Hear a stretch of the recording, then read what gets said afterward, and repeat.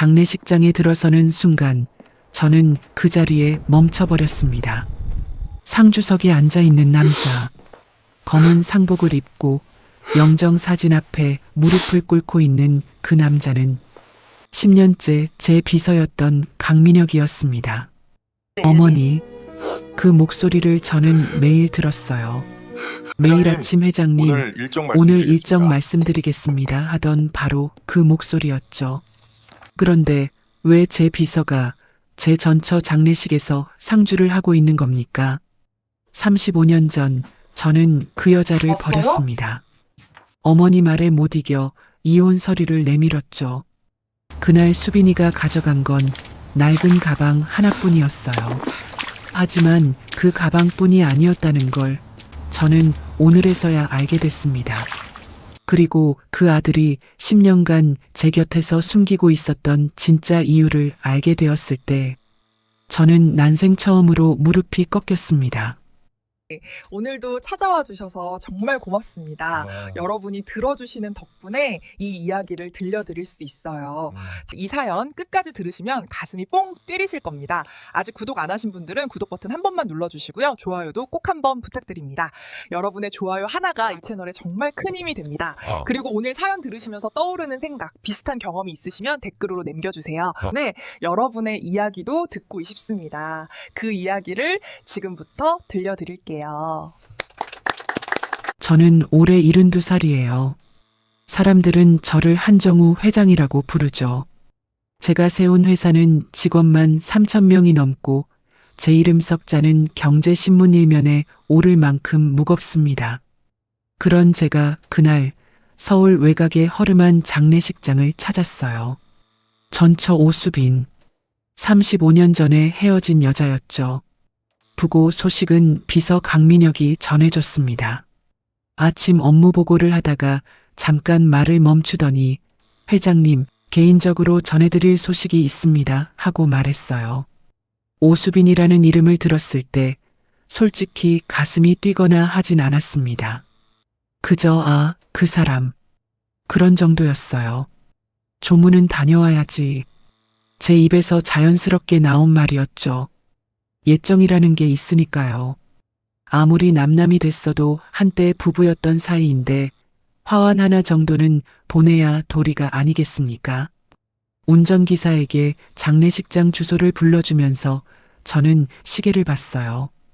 오후 2시, 4시에 골프 약속이 있었거든요.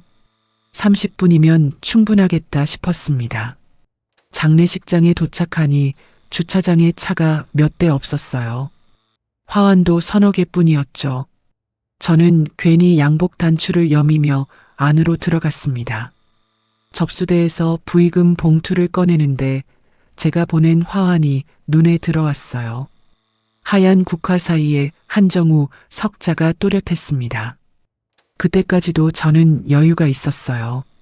조문 한 번 하고 고개 한 번 숙이고 나오면 끝이라고 생각했으니까요. 그런데요.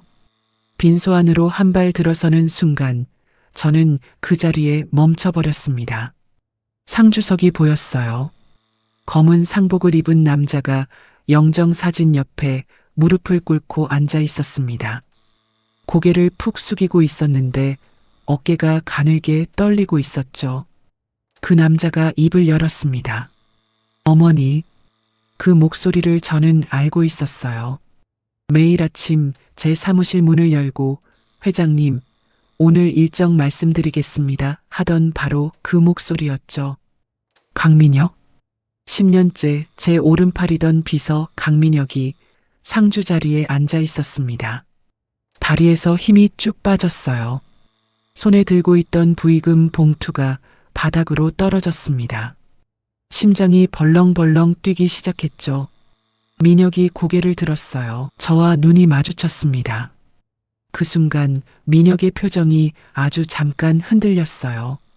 하지만 정말 찰나였죠. 금세 원래대로 돌아왔습니다. 마치 회사에서 제 앞에 보고서를 올릴 때처럼 아무 감정도 없는 얼굴이었어요. 저는 입술이 바짝 말랐습니다. 민혁 씨, 자네가 왜 여기에 있나? 제 목소리가 떨렸어요. 스스로도 알 수 있을 만큼 떨렸죠. 민혁은 저를 올려다보았습니다. 눈이 벌겋게 부어 있었어요. 밤새 울었다는 게 한눈에 보였습니다. 조문 와주셔서 감사합니다, 회장님. 그게 전부였어요. 상주로서 조문객을 맞는 지극히 평범한 인사였죠. 하지만 저는 그 말이 가슴에 못처럼 박혔습니다. 회장님, 10년간 매일 듣던 그 호칭이 그날따라 이상하게 차갑게 들렸어요. 저는 민혁 옆에 놓인 영정 사진을 봤습니다. 숨이 턱 막혔어요. 사진 속 여자는 주름이 깊었습니다. 볼이 움푹 꺼져 있었고 머리카락은 하얗게 샜죠. 하지만 눈매는 알아볼 수 있었어요. 35년 전 단칸방에서 저를 올려다보며 웃던 그 눈이었습니다. 오수빈. 그 여자가 이렇게 늙었더군요. 저도 늙긴 마찬가지였지만 저는 좋은 옷을 입고 좋은 밥을 먹고 좋은 병원을 다니며 늙었잖아요. 수빈이는 달랐습니다. 사진만 봐도 알 수 있었어요. 얼마나 고되게 살았는지 얼굴에 전부 적혀 있었죠. 그때 옆에서 누군가 제 팔을 잡았습니다. 돌아보니 백발의 노인이 서 있었어요. 나이는 저보다 좀 더 들어 보였습니다. 꽃무늬 상복 조끼를 입고 있었는데 저를 빤히 올려다보고 있었죠. 혹시 정우 씨요? 심장이 덜컥 내려앉았어요. 수빈이 친구 박순덕이에요. 수빈이한테 정우 씨 사진은 많이 봤어요. 수빈이가 제 사진을 갖고 있었다고요? 35년이나 지났는데 저는 아무 말도 할 수 없었습니다. 박순덕이라는 노인이 제 팔을 잡아 끌었어요. 잠깐 나가서 얘기 좀 합시다.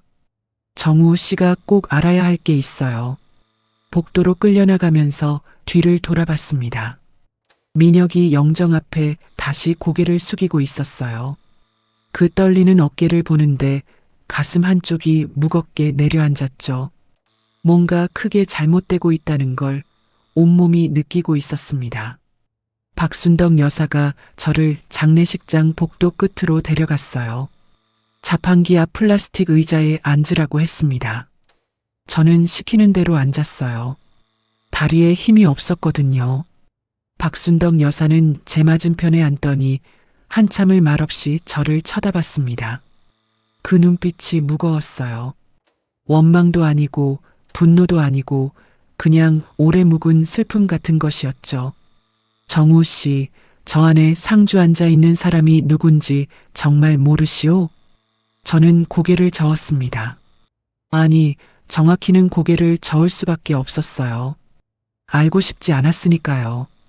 이미 머릿속에 떠오른 답이 너무 무서웠습니다. 수빈이 아들이에요. 심장이 쿵 하고 내려앉았어요. 수빈이가 당신한테 버림받고 혼자 낳은 아들이라고요. 귀가 멍해졌습니다. 복도의 형광등 불빛이 갑자기 하얘지면서 어지러웠어요. 자판기가 웅웅 돌아가는 소리만 크게 들렸죠. 그게 무슨 소리입니까? 제 목소리가 남의 목소리처럼 들렸어요. 이혼할 때 수빈이가 임신 중이었어요. 8주째였죠.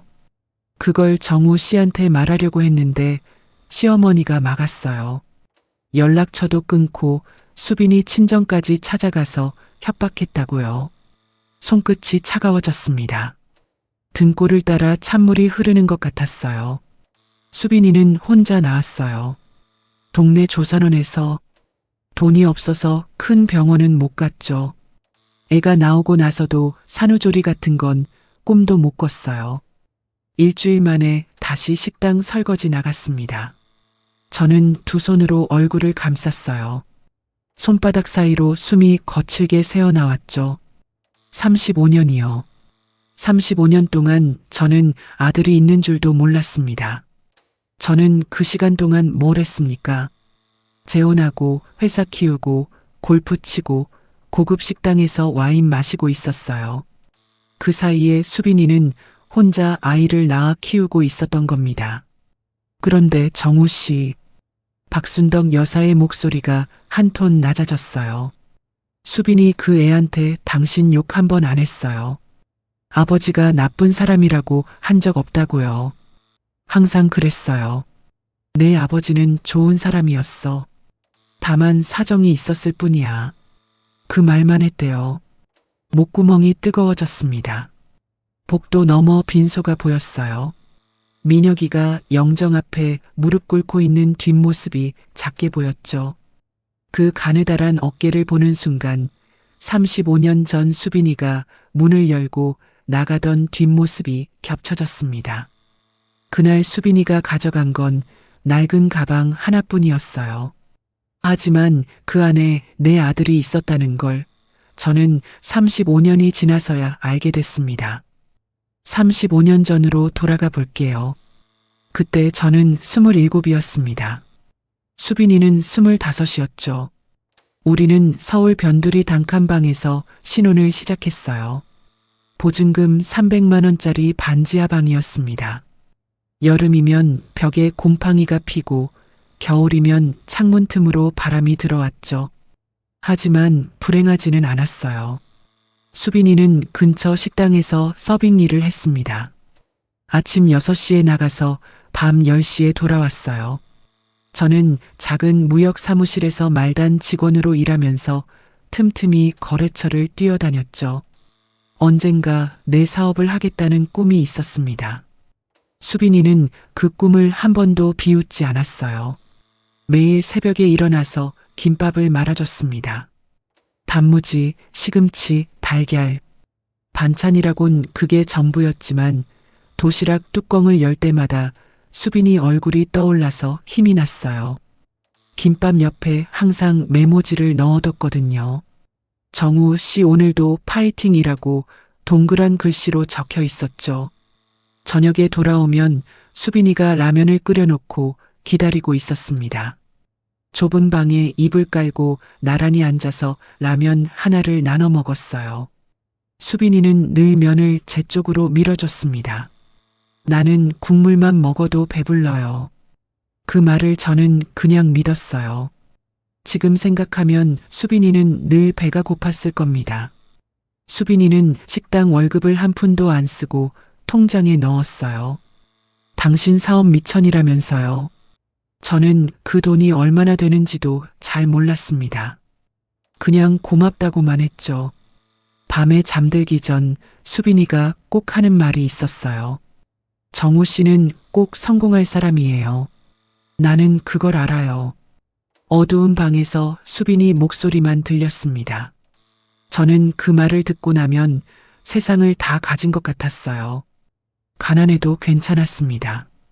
이 사람이 있으니까요. 그런데 그 행복에 금이 가기 시작한 건 어머니 때문이었습니다. 어느 날 어머니가 시골에서 올라왔어요. 사전 연락도 없이 불쑥 나타났죠.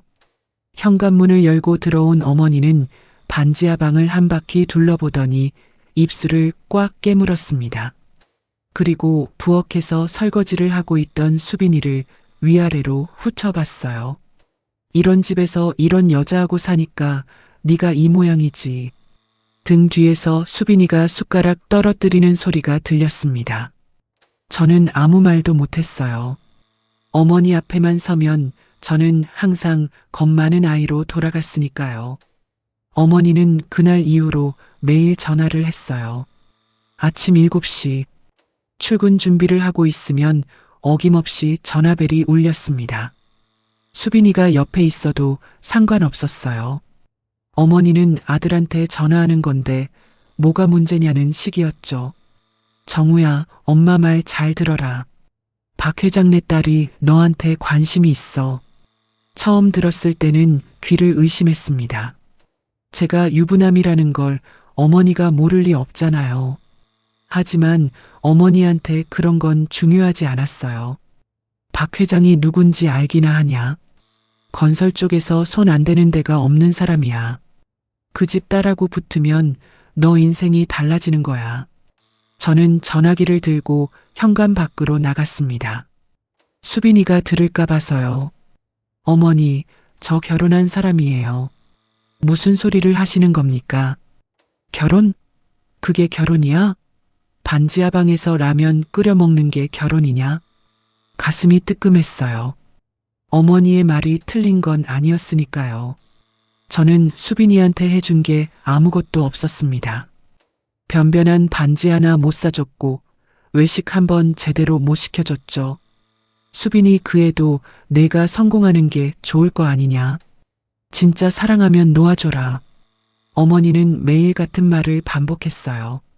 처음에는 한 귀로 듣고 흘렸습니다. 하지만 한 달, 두 달 지나니까 마음이 흔들리기 시작했어요. 그때 사업이 안 풀렸거든요. 거래처마다 문전박대를 당했습니다. 서류를 들고 찾아가면 접수대에서부터 막혔어요. 이름도 없고 배경도 없는 사람한테 기회를 줄 사람은 아무도 없었죠. 통장 잔고는 바닥을 찍었고 수빈이 식당 월급으로 겨우 월세를 내는 형편이었습니다. 그럴 때마다 어머니 말이 귓가에 맴돌았어요. 박 회장 사위가 되면 거래처가 알아서 줄을 서. 내가 능력이 없는 게 아니야. 뒷배가 없는 거지. 맞는 말이었습니다. 세상이 원래 그런 거였어요. 실력보다 줄이 먼저인 세상이었죠. 어느 날 밤 수빈이가 잠든 사이에 저는 거실불을 켜고 앉아 있었어요. 식탁 위에 수빈이가 정리해 놓은 가계부가 펼쳐져 있었습니다. 깨알 같은 글씨로 100원 단위까지 적어 놓은 그 가계부를 보면서 저는 생각했어요. 이 여자한테 이런 살밖에 못 줄 거면 차라리 놓아주는 게 맞는 건가. 지금 와서 돌이켜보면 그건 사랑이 아니었어요. 비겁한 변명이었죠. 하지만 그때의 저는 그걸 구분할 만큼 어른이 아니었습니다. 어머니가 마지막 칼을 꽂은 건 겨울이었어요. 정우야, 내가 이 엄마를 죽일 셈이냐?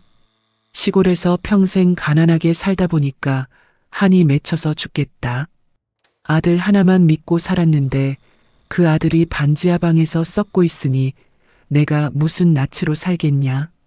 수화기 너머로 어머니가 우는 소리가 들렸습니다. 제 손이 떨렸어요. 눈앞이 캄캄해졌죠. 일주일 뒤 저는 이혼 서류를 들고 집에 들어갔어요. 수빈이는 부엌에서 저녁을 준비하고 있었습니다. 된장찌개 냄새가 났어요. 좁은 부엌에 쪼그려 앉아 팔을 썰고 있는 수빈이의 뒷모습을 보면서 저는 한참을 서 있었습니다. 식탁에 서류를 올려놓았어요. 탁 하는 소리에 수빈이가 돌아봤죠. 수빈이 시선이 서류 위의 글자를 따라갔습니다. 이혼 합의서. 그 5글자를 읽는 수빈이의 눈동자가 미세하게 흔들렸어요. 칼을 쥔 손이 멈췄습니다. 하지만 그뿐이었어요. 수빈이는 울지 않았습니다. 팔을 도마 위에 내려놓고 손을 앞치마에 닦았죠. 그리고 천천히 일어나 식탁 앞에 앉았습니다. 정우 씨, 이게 정말 당신 마음이에요? 그 목소리가 너무 담담해서 오히려 무서웠어요. 차라리 울어주면 좋겠다고 생각했습니다. 소리 지르고 서류를 찍고 왜 이러냐고 따져주면 제가 마음을 돌릴 수 있었을 거예요. 하지만 수빈이는 그러지 않았어요. 저는 고개를 끄덕였습니다. 너를 위해서 그러는 거야. 그 말이 입 밖으로 나오는 순간 목이 쓰렸어요. 거짓말이라는 걸 저도 알고 있었으니까요. 수빈이를 위한 게 아니었습니다. 저를 위한 거였어요. 비겁한 남자가 자기 선택을 포장하려고 만든 문장이었죠. 수빈이는 한참 동안 제 얼굴을 바라봤어요. 그 눈이 아직도 잊히지 않습니다. 원망도 분노도 아니었어요. 그냥 슬픔이었습니다. 아주 깊고 조용한 슬픔이었죠. 수빈이가 서류를 끌어당겼습니다. 도장 있어요? 제가 내민 인주를 받아 엄지손가락에 묻혔어요. 꾹 하고 서류에 지장을 찍는 소리가 방 안가득 울렸습니다. 된장찌개가 보글보글 끓는 소리와 함께요. 서류를 제 쪽으로 밀어놓고 수빈이가 말했어요. 통장에 1,200만 원 있어요. 제가 식당에서 모은 건데 사업 미천으로 쓰세요. 심장이 멈추는 것 같았습니다. 이혼당하는 여자가 오히려 남자한테 돈을 주고 있었어요. 그 돈은 내 돈이잖아. 정우 씨 성공하라고 모은 돈이에요. 쓰임이 달라지는 건 아니잖아요. 저는 그 돈을 받았습니다. 받았어요. 저는 자기를 버리는 남자한테 전 재산을 내미는 여자의 돈을 아무렇지 않게 받았습니다. 아니, 사실은 아무렇지 않지는 않았어요. 손이 떨렸고 얼굴이 뜨거웠죠. 하지만 거절하지 못했습니다. 수빈이가 자리에서 일어났어요. 방 구석에 있던 낡은 가방 하나를 들었습니다. 이미 짐을 싸놓은 거였어요. 제가 서류를 들고 오기 전에 이미 알고 있었던 겁니다. 현관문이 열리고 수빈이가 나갔어요. 뒤도 돌아보지 않았습니다. 문이 닫혔어요. 찰칵 하는 소리가 났고 된장찌개가 넘쳐서 가스레인지 위로 국물이 흘러내리고 있었습니다. 저는 서류를 손에 쥔 채 한참을 멍하니 서 있었어요. 그날 수빈이가 가져간 건 낡은 가방 하나뿐이었습니다. 하지만 그 안에 내 아들이 있었다는 걸 저는 35년이 지나서야 알게 됐죠. 다시 현재로 돌아올게요. 장례식장 복도에서 박순덕 여사가 자판기 커피를 한 모금 마시고는 말을 이었습니다. 수빈이가 떠난 지 2달쯤 됐을 때였어요. 그때 수빈이 배가 슬슬 나오기 시작했거든요. 저는 주먹을 꽉 쥐고 있었어요. 손톱이 손바닥에 파고들었지만 아프지 않았습니다. 아무 감각도 없었어요. 수빈이가 정우 씨한테 전화를 했어요. 아이가 생겼다고 그것만은 알려야 한다고요. 수빈이가 전화를 했다고요? 저는 그런 전화를 받은 적이 없었습니다. 단 한 번도요. 근데 번호가 바뀌어 있었어요. 가슴이 철렁했습니다. 수빈이가 정우 씨 회사로도 연락했어요. 그런데 거기서도 그런 분 안 계십니다 하고 끊어버렸대요. 수빈이가 얼마나 당황했겠어요. 2달 사이에 남편이 세상에서 증발해버린 거니까요. 제가 번호를 바꾼 적은 없었습니다. 저는 그때 바빴어요. 재혼 준비에, 새 사업 준비에 정신이 없었죠. 번호를 바꾼 건 제가 아니었습니다. 어머니였어요. 그걸 깨닫는 순간 머릿속이 하얘졌습니다. 수빈이가 마지막으로 정우 씨 시골집을 찾아갔어요. 시어머니한테라도 말하면 전해줄까 싶어서요. 배가 불룩한 채로 시외버스를 4시간 타고 갔죠. 박순덕 여사의 눈에 물기가 맺혔어요. 근데 시어머니가 대문 앞에서 막아섰대요. 주먹이 떨렸습니다. 시어머니가 뭐라고 했는 줄 알아요? 정우는 재혼했다. 좋은 집 딸이랑 새 살림 차렸으니까 내가 끼어들 자리는 없어. 그 배에 든 것도 네 알아서 해라. 정우한테 연락하면 가만두지 않겠다. 그렇게 말했대요. 등골이 서늘해졌어요. 임신한 여자한테요. 시외버스 4시간을 타고 찾아온 배부른 여자한테요. 어머니가 그런 말을 했다고요. 수빈이가 그 자리에서 주저앉았대요. 대문 앞 흙바닥에요. 한참을 울었다고 하더라고요. 자판기 커피가 식어가고 있었습니다. 저는 손에 든 종이컵을 내려다봤어요. 수면이 흔들리고 있었죠. 제 손이 떨리고 있었으니까요.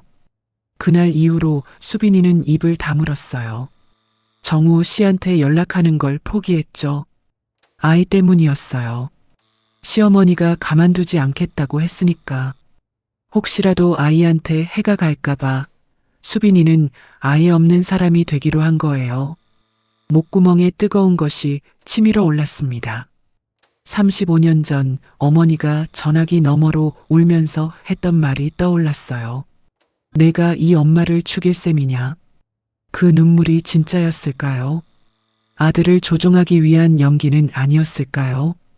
저는 알 수 없었습니다. 어머니는 5년 전에 돌아가셨으니까요. 이제 와서 물어볼 수도 없었어요. 이혼하고 석 달 뒤 저는 박 회장의 딸과 재혼했습니다. 결혼식은 호텔 대연회장에서 열렸어요. 하객이 300명이 넘었죠. 샴페인이 터지고 축가가 울리고 사람들이 제 손을 잡으며 축하한다고 했습니다. 어머니는 한복을 차려입고 하객들 사이를 돌아다니며 연신 웃었어요. 평생 못 웃던 사람이 그날은 입이 찢어질 만큼 웃었습니다. 우리 정우가 이제야 제자리를 찾았어요. 어머니가 하객들한테 그렇게 말하고 다녔어요. 제자리. 그 말이 귀에 걸렸지만 저는 모른 척 했습니다. 장인은 약속대로 사업을 밀어줬어요. 거래처가 알아서 줄을 섰고 은행에서 먼저 대출을 권했죠. 수빈이랑 살 때는 문전박대당하던 곳들이었습니다. 사람이 달라진 게 아니에요. 뒤에 붙은 이름이 달라진 거였죠. 사업은 승승장구했습니다.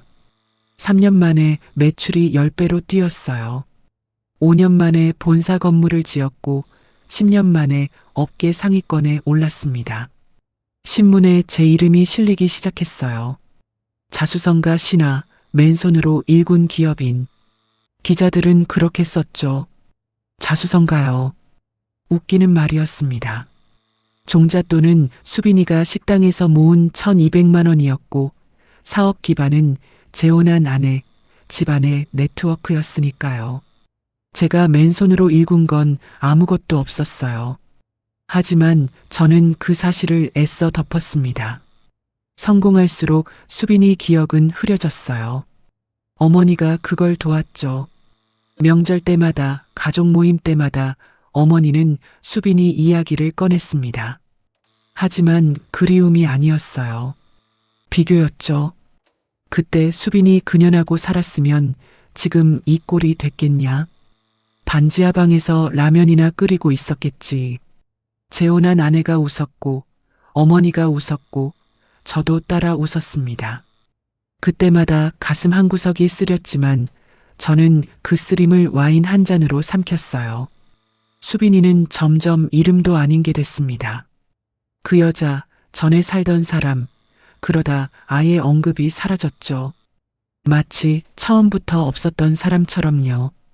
재혼한 아내와의 사이에서 아이는 없었습니다. 아내가 원하지 않았어요. 커리어가 중요하다고 했죠. 저도 크게 아쉽지 않았습니다. 사업이 제 자식 같았으니까요. 그 사이에 수빈이는 아이를 키우고 있었어요. 혼자서요. 새벽에 빌딩 청소를 하고 낮에 식당에서 설거지를 하고 밤에 공장 야간 작업을 뛰면서요. 저는 그걸 몰랐습니다. 알려고도 하지 않았어요. 박순덕 여사가 복도에서 제 눈을 똑바로 보며 말했습니다. 정우 씨가 호텔에서 샴페인 터뜨리고 있을 때 수빈이는 조산원에서 혼자 아이를 낳고 있었어요. 같은 날이었어요. 심장이 멎는 줄 알았습니다. 어머니가 돌아가신 건 5년 전이었어요. 85세였습니다. 폐렴으로 입원한 지 열흘 만이었죠. 마지막 며칠은 의식이 오락가락했어요. 저는 매일 병원에 갔습니다. 효자라서가 아니에요. 어머니가 없으면 제 성공 서사의 뿌리가 사라지는 것 같아서였죠. 이상한 말이지만 어머니가 시킨 대로 살아온 인생이었으니까요. 돌아가시기 이틀 전이었습니다. 병실에 저 혼자 있었어요. 어머니가 갑자기 제 손을 잡았습니다. 손에 힘이 거의 없었는데 그때만큼은 놀라울 정도로 세게 쥐었어요. 눈을 크게 뜨고 저를 봤습니다. 정우야. 네, 어머니. 수빈이가 그 세 글자를 말하고 어머니 입술이 파르르 떨렸어요. 눈에 뭔가가 고였습니다.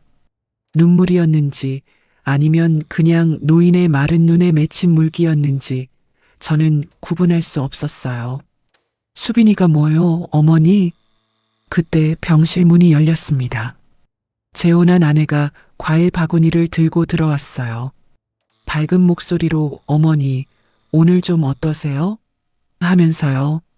어머니의 손이 스르르 풀렸습니다. 눈이 다시 흐려졌어요. 입술이 닫혔죠.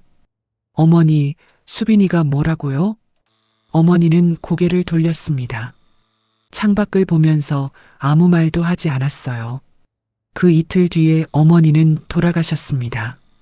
수빈이가로 시작된 그 문장은 영영 완성되지 못했죠. 저는 그때 크게 신경 쓰지 않았어요. 선망 증세가 있었으니까 헛소리려니 했습니다. 이혼한 지 30년이 넘었는데 전처 이름이 왜 나오겠어요. 그냥 앓는 소리라고 생각했죠. 하지만 지금은 알겠어요. 어머니는 고백하려 했던 겁니다. 수빈이의 임신을 숨긴 것, 전화번호를 바꾼 것, 시골집 대문 앞에서 배부른 며느리를 쫓아낸 것, 그 모든 걸 말하려 했던 거예요.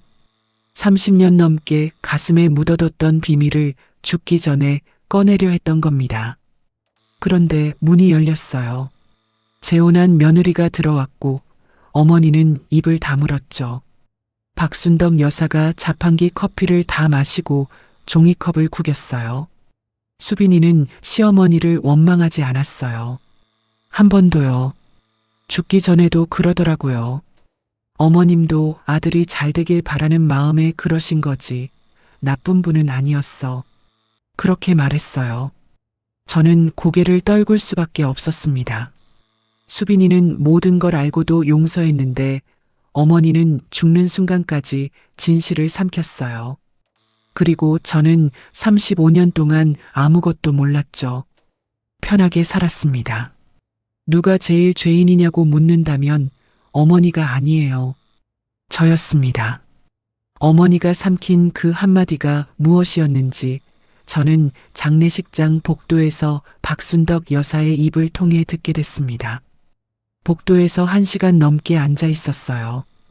골프 약속 시간은 이미 지났습니다. 운전기사한테서 전화가 3번이나 왔지만 받지 않았어요. 다리가 후들거렸지만 저는 자리에서 일어났습니다. 빈소로 돌아가야 했어요. 민혁이를 봐야 했습니다. 빈소 안은 조용했어요. 조문객 2명이 절을 하고 나가는 참이었죠. 민혁이는 상주석에 꼿꼿이 앉아 고개를 숙여 담례하고 있었습니다. 평소 회사에서 보던 모습 그대로였어요. 단정하고 흐트러짐 없고 감정을 드러내지 않는 사람. 하지만 눈 밑에 검은 그림자가 짙게 내려앉아 있었습니다. 밤새 한숨도 못 잤다는 게 보였어요. 저는 민혁이 앞에 섰습니다. 다리가 떨렸어요. 평생 수천 명 앞에서 연설을 하고 수백억짜리 계약을 따내면서도 떨리지 않던 다리가 38살 청년 하나 앞에서 후들거렸습니다. 민혁 씨, 민혁이가 고개를 들었어요. 저를 올려다보는 그 눈을 보는 순간 심장이 쿵 내려앉았습니다. 수빈이 눈이었어요. 35년 전 이혼 서류에 도장을 찍으면서 저를 올려다보던 그 깊고 조용한 눈이었죠. 민혁 씨, 아니 나는 말이 나오지 않았어요. 목구멍에 뭔가가 걸려 있는 것 같았습니다. 뭐라고 해야 하죠? 내가 내 아버지다? 미안하다? 몰랐다? 어떤 말을 해도 35년을 메울 수 없다는 걸 알고 있었어요. 민혁이가 먼저 입을 열었습니다. 회장님, 조문 감사합니다. 회장님, 그 호칭이 가슴에 칼처럼 꽂혔어요. 민혁 씨, 나는 자네한테 할 말이. 회장님, 민혁이가 제 말을 잘랐습니다. 조용하지만 단단한 목소리였어요. 회사에서 이사회 보고를 할 때와 똑같은 톤이었죠. 지금은 어머니 곁에 있고 싶습니다. 업무 보고는 월요일에 하겠습니다. 그 한마디에 저는 얼어붙었어요. 업무 보고, 월요일. 민혁이는 저를 회장으로 대하고 있었습니다. 아버지가 아니라요. 칼로 선을 긋는 것 같았어요. 아주 정확하고 아주 차갑게요. 저는 한 발 물러섰습니다. 뭐라고 더 말하고 싶었지만 입이 열리지 않았어요. 민혁이는 이미 고개를 돌려 영정 사진을 바라보고 있었습니다. 저는 빈소를 나왔어요. 복도에 서서 닫힌 문을 바라봤습니다. 문 너머로 민혁이의 낮은 목소리가 들려왔어요. 어머니, 오늘 좀 추웠죠? 담요 하나 더 덮어드릴게요. 영정 사진한테 하는 말이었습니다. 이미 차가워진 사람한테 담요를 덮어주겠다는 그 말이 제 가슴을 갈기갈기 찢어놨어요. 복도 벽에 등을 기대고 저는 소리 없이 입술을 깨물었습니다. 저 안에 있는 건 제 아들이었어요. 35년간 한 번도 아버지라 불러보지 못한 아들이요. 그 아이가 저를 회장님이라 부르고 있었습니다. 박순덕 여사가 저를 찾아왔어요. 장례식장 밖 벤치에 나란히 앉았습니다. 4월 밤바람이 차가웠죠. 박순덕 여사는 검은 패딩 주머니에서 손수건을 꺼내 코를 풀었어요. 그리고 아무런 예고 없이 말을 시작했습니다. 수빈이가 어떻게 살았는지 알고 싶으시오? 알고 싶었어요. 아니, 알아야 했습니다. 듣는 게 두려웠지만 고개를 끄덕였어요. 출산하고 일주일 만에 일 나갔다고 했죠? 그게 시작이었어요. 박순덕 여사는 수빈이의 이웃이었다고 했습니다. 같은 동네 다세대 주택 옆방에 살았대요. 수빈이가 갓난아이를 안고 이사 왔을 때 아기 이불도 없어서 자기 입던 외투로 아이를 감싸고 있었다고요. 새벽 4시에 나가요. 관공서 청소. 6시에 끝나면 바로 식당으로 가요. 점심 장사 설거지. 오후 2시에 끝나면 잠깐 집에 와서 아이한테 분유를 먹이고 4시에 다시 나가요. 빌딩 청소. 밤 10시에 돌아오죠. 하루에 3가지 일이요. 저는 주먹을 무릎 위에 올려놓고 꽉 쥐었습니다. 내가 아이를 봐줬어요. 수빈이가 일 나가면 민혁이를 내 방에 데려다 놓고 갔죠. 돈은 안 받았어요.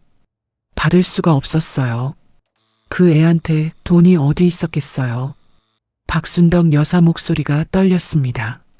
민혁이가 3살 때 크게 아팠어요. 폐렴이었죠. 근데 수빈이한테 병원비가 없었어요. 그때 그 애가 뭘 했는 줄 알아요? 알고 싶지 않았어요. 하지만 귀를 막을 수 없었습니다. 헌혈센터에 갔어요. 피를 팔았어요. 산후 몸조리도 못한 몸으로요. 헌혈하고 나와서 어지러워서 센터 앞에 주저앉았다고 하더라고요. 근데 그 돈 들고 바로 병원 응급실로 뛰어갔어요. 등이 뜨거워졌습니다. 눈앞이 흐려졌어요. 그 애가 안 한 일이 없어요. 공장 야간 작업, 전단지 돌리기, 새벽 신문 배달. 손이 갈라지고 피가 나도 밴드 하나 붙이고 다음 날 또 나갔어요. 그 시간에 저는 뭘 하고 있었습니까? 장인의 네트워크로 거래처를 뚫고 호텔 레스토랑에서 스테이크를 먹고 백화점에서 양복을 맞추고 있었어요. 근데 정우호 씨 진짜 대단한 건 따로 있어요. 박순덕 여사가 저를 똑바로 봤습니다. 수빈이는 민혁이한테 아버지 욕을 한 번도 안 했어요. 한 번도요.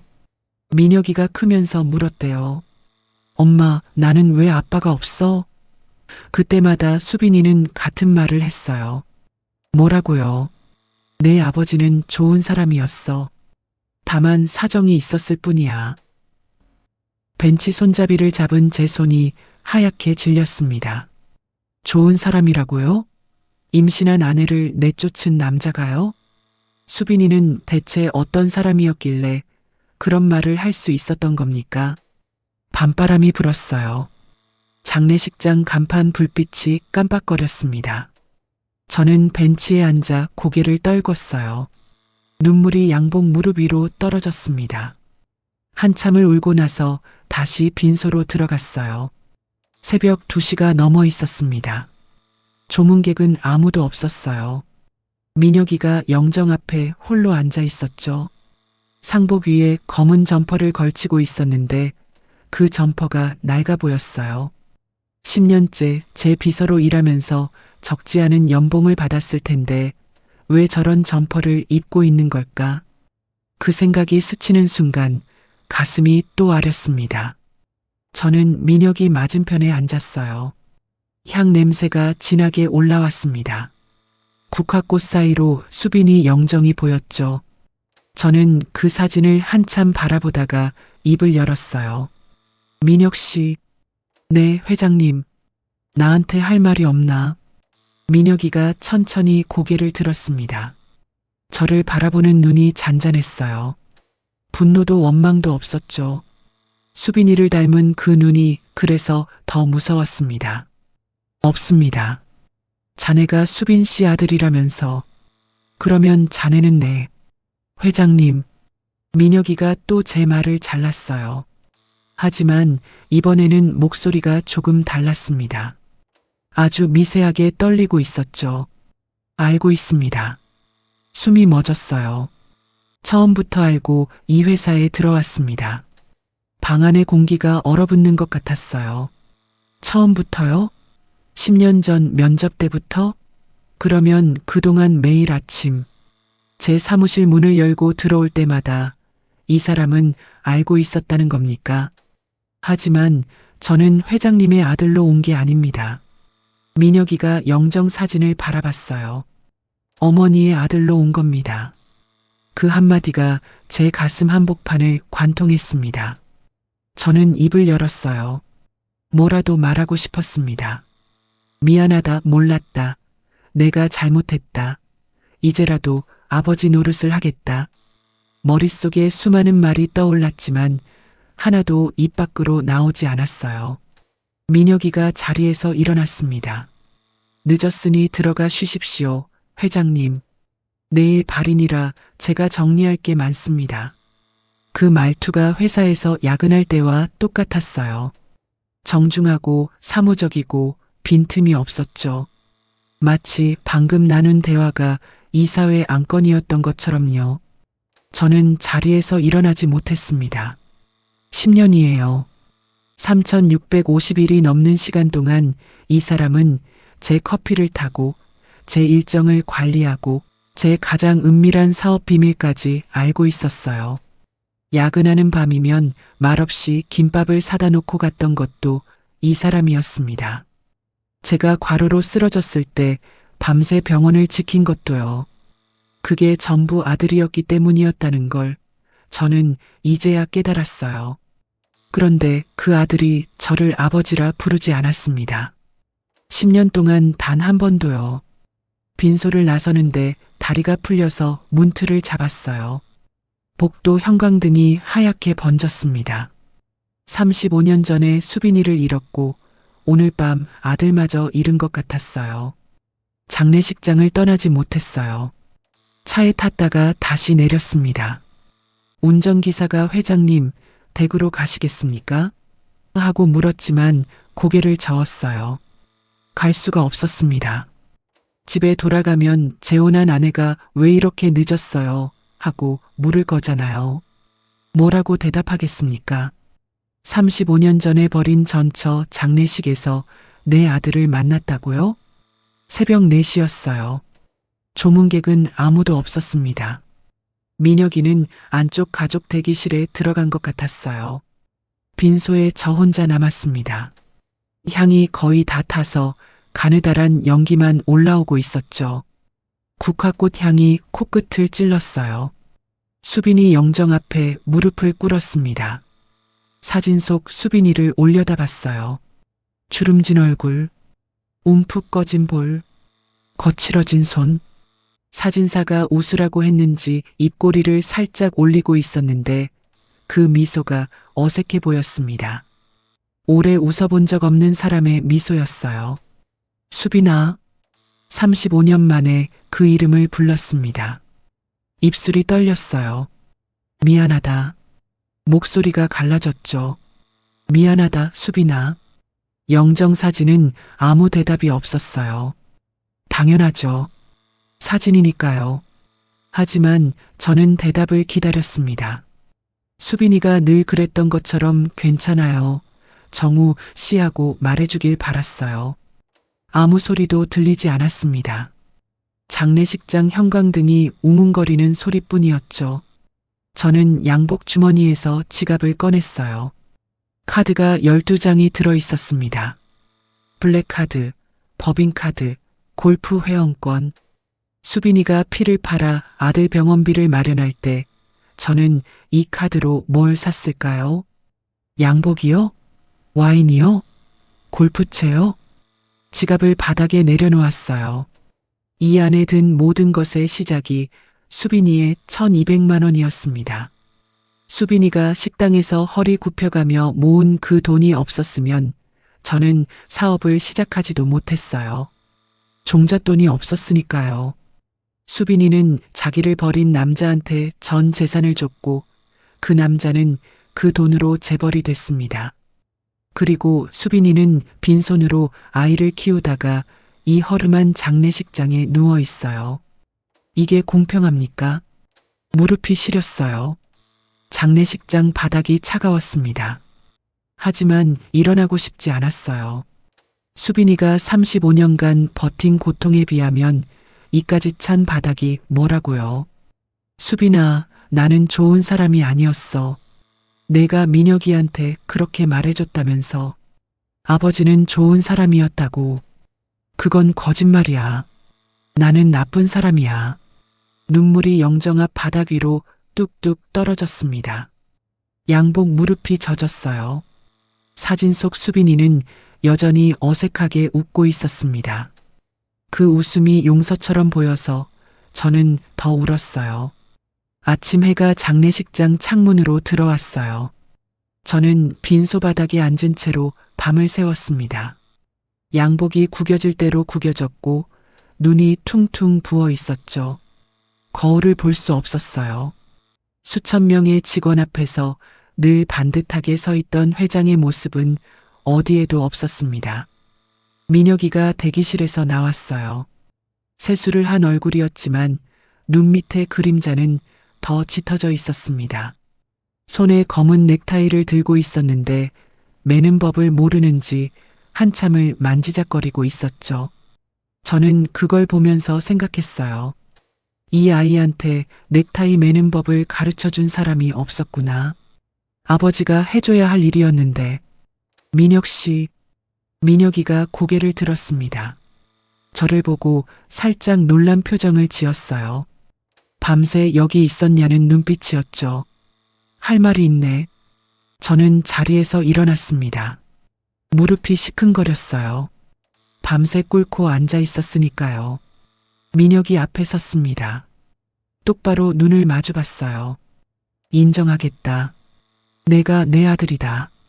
민혁이 눈이 미세하게 흔들렸습니다. 내가 잘못했다. 35년 전에도 그 이후로도 전부 내 잘못이다. 제 목소리가 떨렸지만 끝까지 말했어요. 이제라도 내가 뭘 해주면 되겠느냐? 뭐든 하겠다. 말만 해라. 민혁이는 한참 동안 아무 말이 없었어요. 영정사진을 돌아보았다가 다시 저를 봤습니다. 입술이 한번 떨렸죠. 뭔가 올라오는 감정을 꾹 누르는 표정이었어요. 그리고 입을 열었습니다. 필요 없습니다. 가슴이 쿵 하고 내려앉았어요. 어머니는 회장님께 아무것도 바라지 않으셨습니다. 저도 마찬가지입니다. 민혁아. 처음으로 이름을 반말로 불렀어요. 민혁이 어깨가 움찔했지만 표정은 바뀌지 않았습니다. 어머니가 살아계실 때 오셨어야죠. 그 말이 칼날이었어요. 정확하게 제 가슴 한가운데를 찔렀습니다. 반박할 수 없었어요. 맞는 말이니까요. 민혁이가 양복 안주머니에서 하얀 봉투를 꺼냈습니다. 사직서였어요. 이미 준비해온 거였죠.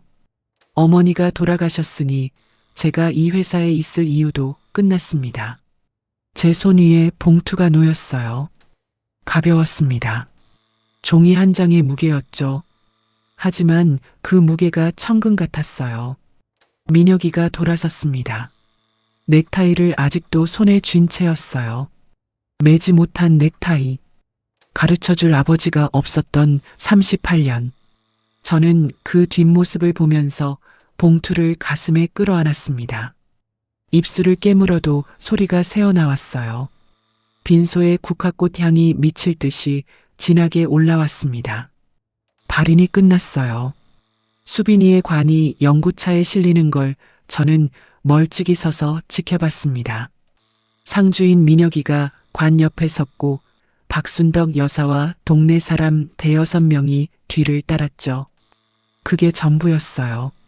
수빈이의 마지막을 배웅하는 사람이 10명이 채 되지 않았습니다. 저는 따라갈 수 없었어요. 자격이 없었으니까요. 35년 전에 그 여자를 버린 남자가 관 뒤에 서면 그건 예의가 아니라 모욕이잖아요. 연구차가 떠났습니다. 텅 빈 장례식장 주차장에 저 혼자 남았어요. 4월 아침 햇살이 눈부셨습니다. 세상은 아무 일도 없다는 듯이 밝았죠. 차에 탔습니다. 운전기사가 백미러로 제 얼굴을 힐끗 봤어요. 아마 놀랐을 겁니다. 늘 반듯하던 회장이 양복은 구겨지고 눈은 퉁퉁 부어 있었으니까요. 회사로 가겠습니다. 그 말밖에 할 수 없었어요. 회장실에 들어서니 모든 게 그대로였습니다. 넓은 책상, 가죽 의자, 통유리 너머로 보이는 서울 시내. 책상 위에 민혁이가 전날 정리해 놓은 서류가 가지런히 놓여 있었어요. 포스트잇이 하나 붙어 있었습니다. 회장님, 월요일 오전 이사회 자료입니다. 확인 부탁드립니다. 민혁이 글씨였어요. 단정하고 또박또박한 글씨. 이 포스트잇을 붙일 때 이 사람은 무슨 생각을 했을까요?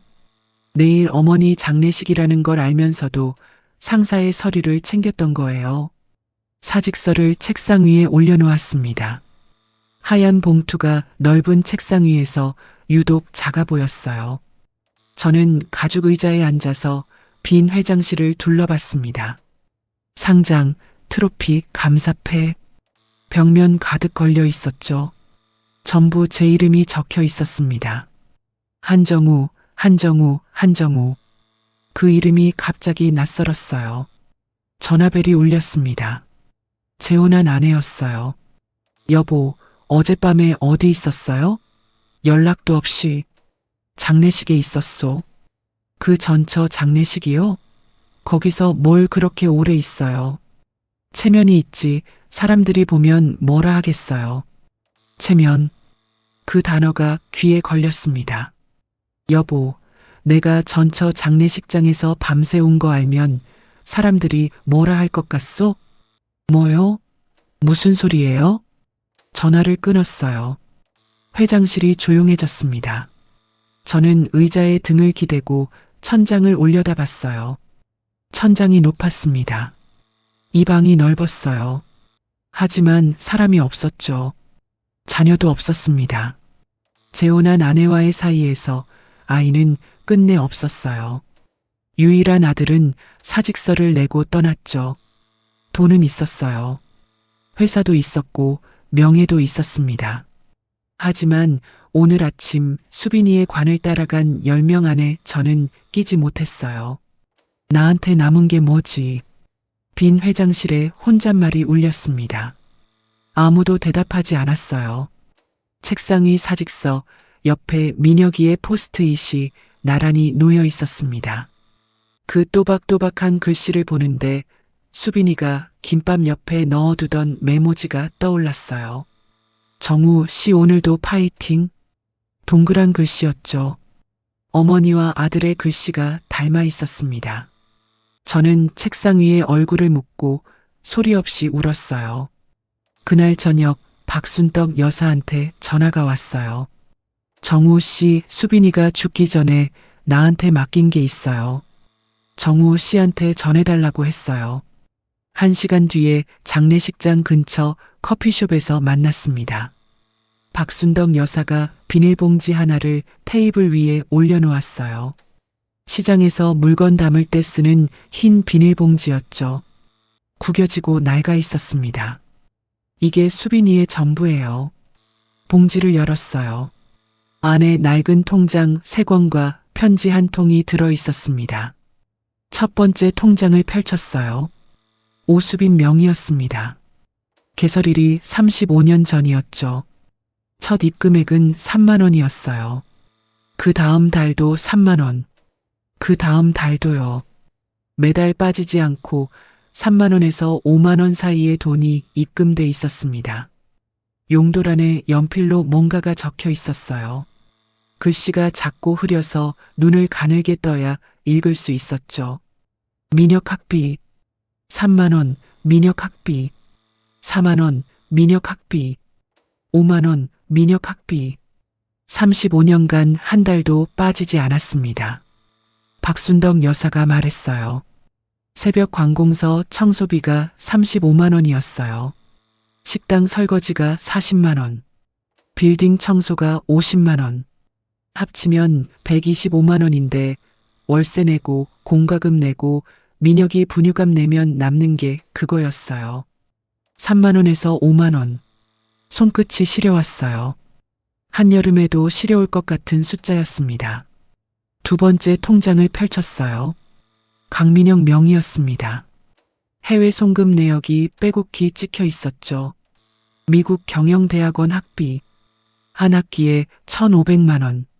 수빈이의 첫 번째 통장에서 20년 넘게 모은 돈이 여기로 옮겨져 있었어요.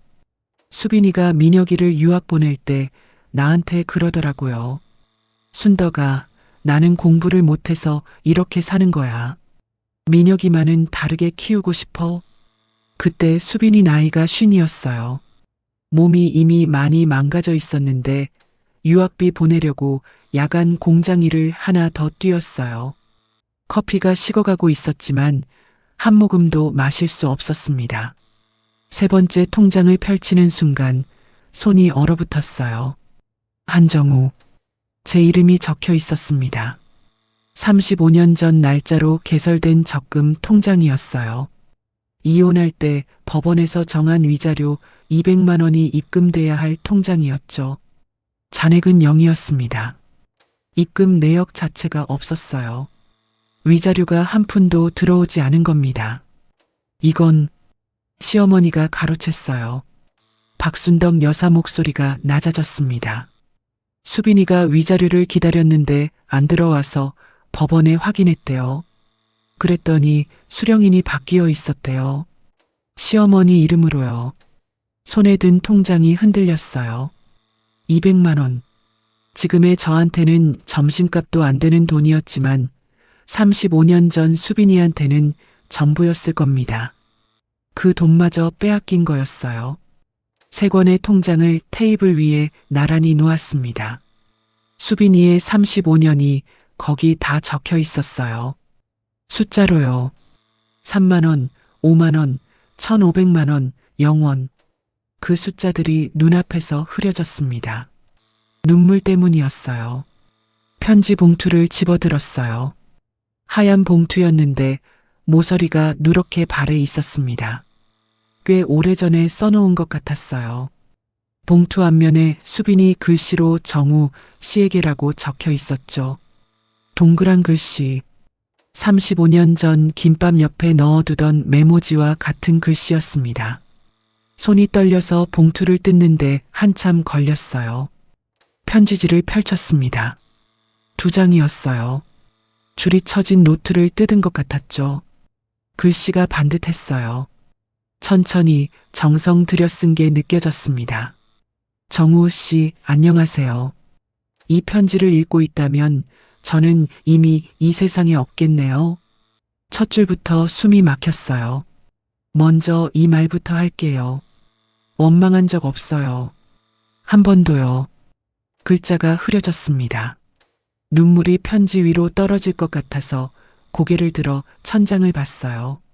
눈을 깜빡여 참은 다음 다시 읽었습니다. 정우 씨는 약한 사람이었을 뿐이에요. 나쁜 사람이 아니었어요. 어머님 앞에서 고개를 못 드는 아들이었을 뿐이죠. 그걸 탓하고 싶지 않아요. 나도 민혁이 앞에서는 뭐든 할 수 있는 어미가 되었으니까 그 마음을 모르지는 않아요. 가슴이 뜨거워졌어요. 수빈이는 저를 이해하고 있었습니다. 버림받은 사람이 버린 사람을 이해하다니요. 저라면 절대 그러지 못했을 겁니다. 민혁이 이야기를 할게요. 그 아이는 정우 씨를 많이 닮았어요. 눈매가 닮았고 고집이 센 것도 닮았어요. 어릴 때 밥 먹다가 숟가락 잡는 모양이 정우 씨랑 똑같아서 혼자 웃은 적이 있어요. 편지를 든 손이 가늘게 떨렸습니다. 민혁이한테 아버지 이야기를 많이 해줬어요. 좋은 것만요.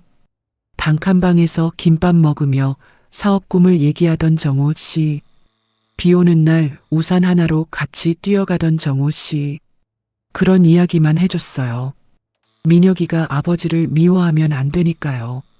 미움은 결국 자기를 갉아먹는 거잖아요. 박순덕 여사가 맞은편에서 조용히 울고 있었어요. 저는 울지 않으려고 이를 악물었지만 턱이 덜덜 떨렸습니다. 그래서 민혁이한테 부탁을 했어요. 내 아버지가 어떤 사람인지 내 눈으로 직접 확인해라. 미워하지 말고 원망하지 말고 그냥 봐라. 그 사람이 어떻게 살고 있는지 어떤 사람이 되었는지 내 눈으로 보고 내가 판단해라. 그래서 민혁이가 제 회사에 들어온 거였어요. 복수가 아니었습니다. 어머니의 유언이었던 겁니다. 마지막 줄로 시선이 내려갔어요. 그리고 정우 씨, 그 1200만 원 잘 쓰셨길 바랍니다. 그게 내가 당신한테 줄 수 있는 마지막이었으니까요. 정우 씨가 성공했다는 소식을 들을 때마다 기뻤어요. 내 돈이 헛되지 않았구나 싶었거든요. 고마웠어요, 정우 씨. 당신을 만나서요. 편지가 손에서 미끄러졌습니다. 고맙다고요? 수빈이가 저한테 고맙다고요? 저는 테이블 위에 이마를 박았어요. 소리가 나왔습니다. 참으려 했는데 참을 수가 없었어요. 커피숍 안에 사람이 있든 없든 상관없었습니다. 72년을 살면서 이렇게 운 적은 처음이었어요. 수빈이는 끝까지 저를 원망하지 않았습니다.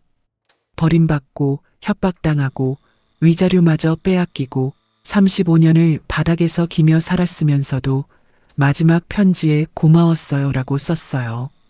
저는 그 여자한테 뭘 한 겁니까? 커피숍을 나와서 차에 앉았어요. 편지를 양복 안주머니에 넣었습니다. 심장 바로 위였죠. 편지의 모서리가 가슴에 닿을 때마다 찔리는 것 같았어요. 그래도 다른 데 넣고 싶지 않았습니다.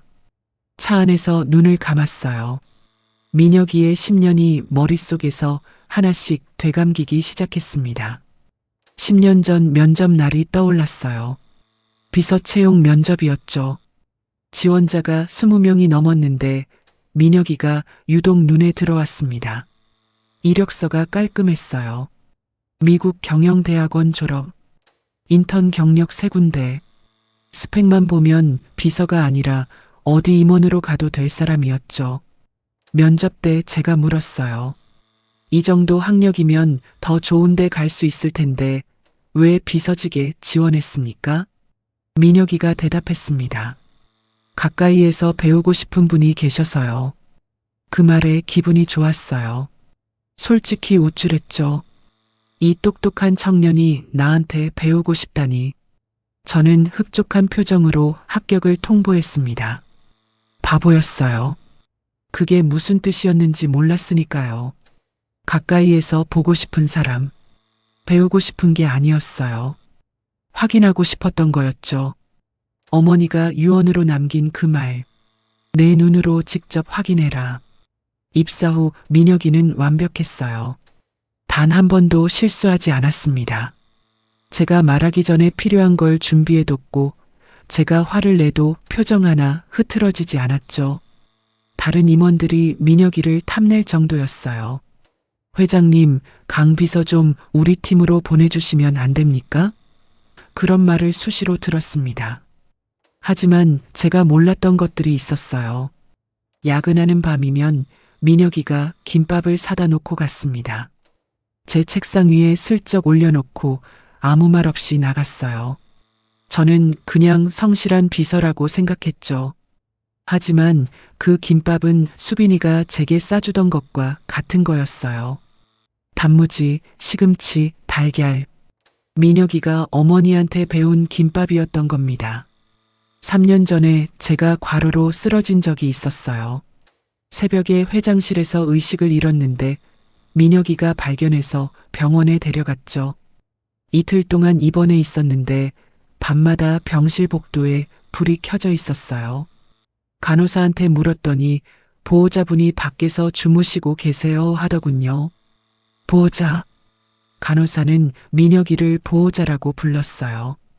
저는 그때 참 충성스러운 직원이구나 하고 넘겼습니다. 충성이 아니었어요. 아들이었으니까 그랬던 겁니다. 아버지가 쓰러졌으니까 밤을 샌 거였어요. 민혁이는 10년 동안 제 곁에서 모든 걸 봤습니다. 제가 골프장에서 웃는 모습도, 이사회에서 소리 지르는 모습도, 재혼한 아내와 전화로 다투는 모습도요. 좋은 것도 나쁜 것도 전부 봤어요. 그러면서도 단 한 번도 회사에 해를 끼치지 않았습니다. 복수할 기회는 수없이 있었을 거예요. 회사 기밀을 빼돌릴 수도 있었고 경쟁사에 정보를 넘길 수도 있었죠. 하지만 민혁이는 그러지 않았어요. 어머니의 유언을 지킨 겁니다. 미워하지 말고 원망하지 말고 그냥 봐라. 수빈이가 키운 아들은 그 말을 10년간 지켰어요. 커피숍 봉지 안에 들어있던 통장 3권과 편지 한 통, 그리고 민혁이의 10년. 그것이 수빈이가 이 세상에 남긴 전부였습니다. 편지 맨 아래에 수빈이가 쓴 마지막 한 줄이 있었어요. 아까는 눈물에 가려서 못 봤던 줄이었죠. 민혁아, 다 끝나면 이 상자를 열어라. 아직 열리지 않은 상자가 하나 남아 있었습니다. 이틀이 지났어요. 저는 그 이틀 동안 회사에 나가지 않았습니다. 회장이 이틀 연속 결근한 건 창업 이래 처음이었죠. 재혼한 아내가 몇 번이나 서재 문을 두드렸지만 열어주지 않았어요. 서재에 틀어박혀 수빈이 편지를 12번 읽었습니다. 읽을 때마다 새로운 문장이 보였어요.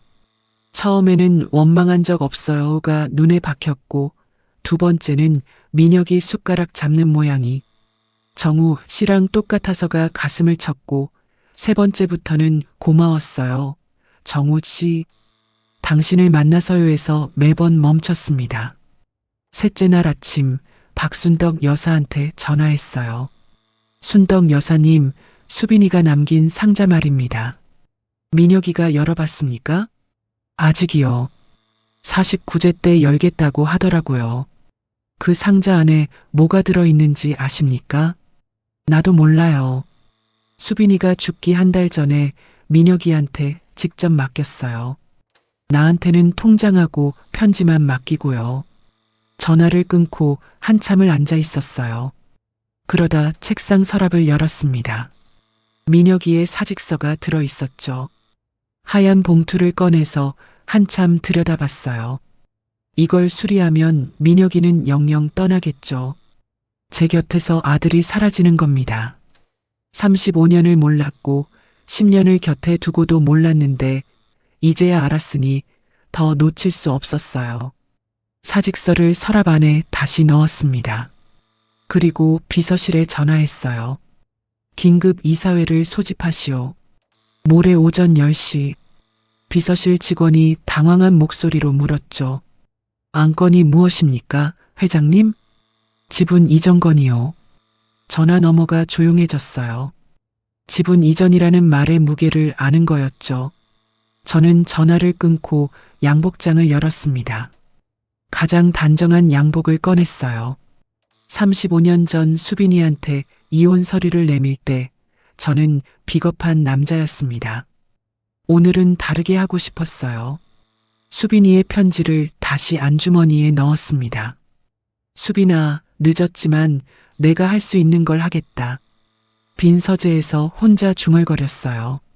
심장이 단단하게 뛰고 있었습니다. 두려움이 아니었어요. 35년 만에 처음으로 제대로 된 일을 하려는 거였으니까요. 이사회 당일 아침이었어요. 회의실에 들어서니 임원 12명이 이미 자리에 앉아 있었습니다. 긴급 소집이라 표정들이 굳어 있었죠. 재혼한 아내 쪽 인사가 4명이었어요. 아내의 오빠가 부회장 자리에 앉아 있었고, 처남의 대학 동기가 사회이사로 2명, 장인이 심어놓은 감사가 1명이었습니다. 부회장이 먼저 입을 열었어요. 회장님, 긴급 안건이 뭡니까? 지분 이전이라고 들었는데. 저는 대답하지 않았습니다. 회의실 문을 바라봤어요. 잠시 후 문이 열렸습니다. 민혁이가 들어왔어요. 검은 양복을 입고 있었습니다. 넥타이를 매고 있었어요. 비둘게요. 여전히 매는 법을 모르는 것 같았죠. 손에 나무 상자 하나를 들고 있었습니다. 낡은 상자였어요. 모서리가 달아 있었고 뚜껑에 테이프가 붙어 있었죠. 강 비서가 왜 여기 있습니까? 부회장이 인상을 찌푸렸어요. 저는 자리에서 일어났습니다. 회의실 12명의 시선이 저한테 쏠렸죠. 심장이 세게 뛰었지만 35년 전과는 달랐어요. 도망치기 위해 뛰는 심장이 아니었습니다. 오늘 여러분께 알릴 것이 있습니다. 회의실이 조용해졌어요. 이 자리에 있는 강민혁 씨는 제 아들입니다. 침묵이 내려앉았습니다. 누군가 물컵을 내려놓는 소리가 났어요.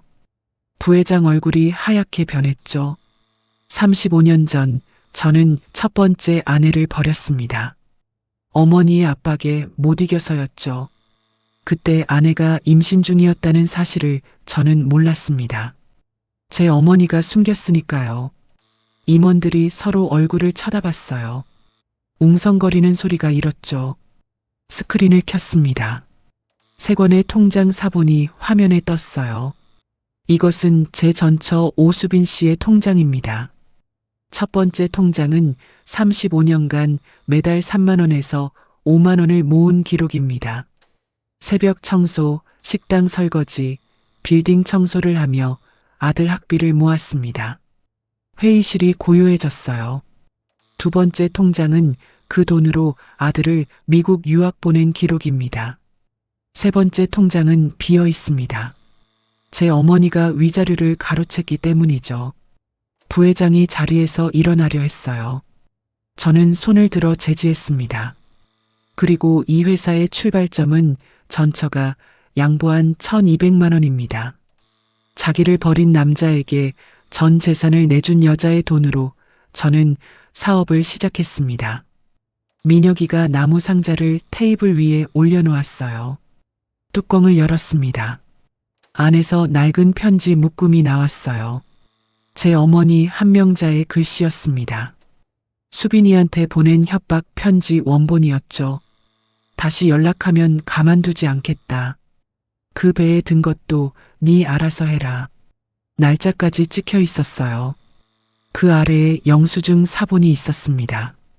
어머니가 수빈이 위자료를 수령한 영수증이었죠. 어머니 도장이 찍혀 있었어요. 그리고 맨 아래에 노트 한 권이 있었습니다. 수빈이의 일기장이었어요. 민혁이가 일기장을 펼쳤어요. 첫 페이지에 날짜가 적혀 있었습니다. 35년 전 이혼한 바로 다음 날이었죠. 오늘 정우 시집을 나왔다. 가방 하나 들고 나왔는데 뱃속에 아이가 있다. 무섭다. 하지만 이 아이만은 꼭 키우겠다. 민혁이가 읽어 내려갔어요. 목소리가 담담했습니다. 회사에서 이사회 보고를 할 때와 같은 톤이었죠. 하지만 일기장을 잡은 손끝이 하얗게 질려 있었어요. 민혁이가 오늘 처음으로 아빠라는 말을 했다. 텔레비전에서 아빠가 아이를 안고 있는 장면을 보더니 아빠하고 따라했다. 나는 부엌에서 울었다. 민혁이한테 들키지 않게. 회의실에 아무 소리도 없었어요. 임원 12명이 숨을 죽이고 있었습니다. 오늘 민혁이가 학교에서 상장을 받아왔다. 전교 1등이라고 했다. 축하한다고 안아주면서 생각했다. 정우 씨도 이걸 보면 좋아했을 텐데. 저는 고개를 숙였어요. 눈물이 테이블 위로 떨어졌습니다. 민혁이가 일기장을 닫았어요. 그리고 스크린을 바꿨습니다. 새로운 자료가 떴죠. 이것은 지난 10년간 제가 비서로 근무하면서 확인한 자료입니다. 부회장 얼굴이 굳었어요. 화면에 뜬 것은 재무장부였습니다. 재혼한 아내의 오빠, 그러니까 부회장이 10년간 회사 자금을 빼돌린 내역이었어요. 법인 카드 사적 사용, 유령 거래처를 통한 자금 세탁, 허위 출장비 청구. 금액이 스크린에 하나씩 올라갔습니다. 이건 무슨 짓이야? 부회장이 벌떡 일어났어요. 의자가 뒤로 밀려나면서 벽에 부딪혔죠. 민혁이가 부회장을 바라봤습니다. 표정이 변하지 않았어요. 총 횡령 금액은 42억 원입니다. 증빙 자료는 외부 회계법인에 이미 전달했습니다. 부회장 얼굴이 시뻘겋게 달아올랐어요. 입술이 파르르 떨렸죠. 그때 회의실 문이 벌컥 열렸습니다. 재혼한 아내가 들어왔어요. 누군가한테 연락을 받은 것 같았죠. 하이힐 소리가 회의실 바닥에 날카롭게 울렸습니다. 여보, 이게 대체 무슨 상황이에요? 오빠한테 왜 이래요? 저는 아내를 바라봤습니다. 30년을 같이 산 여자였어요. 하지만 이상하게도 아무 감정이 없었습니다. 당신 오빠가 10년간 42억을 빼돌렸소. 그게 무슨 증거가 있어요? 있소. 민혁이가 서류 묶음을 테이블 위로 밀었어요. 아내가 서류를 집어들었다가 얼굴이 하얘졌습니다. 부회장도 사회이사 2명도 입을 다물었죠. 저는 자리에서 일어났습니다. 오늘부로 회사 지분 30%를 강민혁에게 이전합니다. 법적 절차는 이미 마쳤습니다. 아내가 소리쳤어요. 강민혁이 누군데요? 비서한테 지분을 줘요? 내 아들이요. 회의실이 얼어붙었습니다. 아내가 저를 쳐다봤어요. 부회장이 민혁이를 쳐다봤고 사회이사들이 서로를 쳐다봤죠. 저는 그 시선들을 다 받으면서 입을 열었습니다. 그리고 부회장 횡령건은 오늘 중으로 검찰에 고발합니다. 부회장 다리가 풀렸어요. 의자에 주저앉았습니다. 아내가 여보 하고 소리쳤지만 저는 돌아보지 않았어요. 민혁이를 봤습니다. 민혁이가 저를 올려다보고 있었어요. 그 눈이 젖어 있었습니다. 35년 전 수빈이가 이혼 서류에 도장을 찍으며 올려다보던 그 눈이었죠. 하지만 민혁이는 울지 않았어요. 수빈이가 그날 울지 않았던 것처럼요. 이사회가 끝나고 빈 회의실에 저와 민혁이 둘만 남았습니다. 창밖으로 오후 햇살이 들어오고 있었어요. 저는 입을 열었습니다. 민혁아, 아버지라 불러줄 수 있겠느냐? 민혁이는 한참을 침묵했어요. 햇살이 회의실 바닥 위로 길게 누워 있었어요. 민혁이가 창밖을 바라보고 있었습니다. 한참 동안이요. 저는 그 옆모습을 보면서 기다렸어요. 재촉할 수 없었습니다.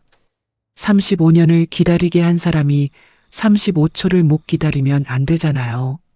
민혁이가 입을 열었어요. 아버지라 부르지 않겠습니다. 가슴이 무너져 내렸습니다. 예상했던 말이었어요. 각오도 했었죠. 하지만 막상 듣는 건 다른 문제였어요. 다리에 힘이 빠지면서 회의실 의자에 털썩 앉았습니다. 민혁이가 돌아봤어요. 대신 숨이 멎었습니다. 어머니가 사랑했던 사람으로 기억하겠습니다. 제 눈에서 눈물이 흘러내렸어요. 막으려고도 하지 않았습니다. 어머니는 끝까지 회장님을 정우 씨라고 불렀습니다. 이혼하고 35년이 지나서도요. 텔레비전에 회장님 뉴스가 나오면 손을 멈추고 봤어요. 그러고는 혼잣말을 했죠. 민혁이 목소리가 처음으로 떨렸어요. 정우 씨 많이 성공했네. 잘됐다. 그러면서 웃었어요. 진짜로 기뻐하면서요. 주먹으로 눈을 닦았습니다. 닦아도 눈물이 멈추지 않았어요. 어머니는 회장님을 미워한 적이 없었습니다. 단 단 한 번도요. 저도 그러겠습니다. 민혁이가 저를 똑바로 봤어요. 수빈이 눈이었습니다. 깊고 조용하고 따뜻한 눈이었죠. 하지만 아버지라는 호칭은 쓸 수 없습니다. 그 이름은 어머니가 새벽 4시에 일어날 때도, 피를 팔아 병원비를 마련할 때도, 밤 10시에 공장에서 돌아올 때도 옆에 있었어야 할 사람의 자리입니다. 그 자리는 비어 있었어요. 35년간요.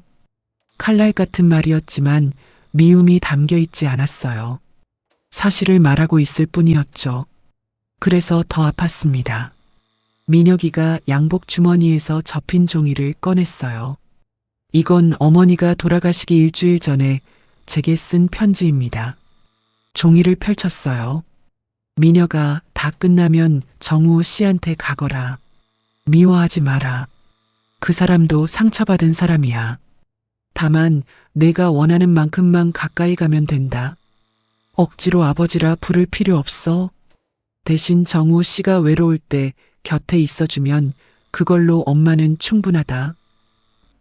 저는 두 손으로 얼굴을 감쌌어요. 수빈이는 죽어서도 저를 걱정하고 있었습니다. 외로울 때 곁에 있어 달라고요.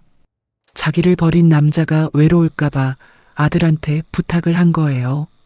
어머니 유언은 지켰습니다. 민혁이가 고개를 숙였어요. 그리고 낮은 목소리로 말했습니다.